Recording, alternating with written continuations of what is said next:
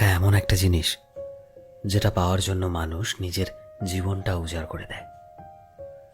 মানুষ বলে যে টাকা সবকিছু হয় না, কিন্তু সত্যি তো এটাই যে টাকা ছাড়া মানুষের কোনো অস্তিত্ব নেই।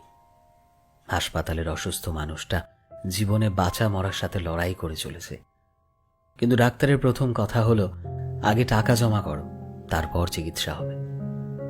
স্কুলে পড়লে টাকা, কলেজে শিক্ষা নিতে গেলেও টাকা, আর চাকরিতে সম্মান টাকার কাছে হার মেনে যায়। কোথাও গেলে টাকাটাই সবার আগে দরকার হয়।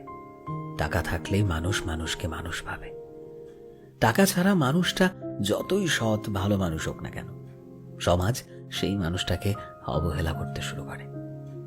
বাস্তব তো এটাই যে টাকা শুধু দরকারই হয় না, আজকের মানুষের প্রয়োজন হয়ে উঠেছে। যার কাছে টাকা আছে সেই ঠিক, সে সব থেকে বড়, সে সবচেয়ে বড় সম্মানের যোগ্য।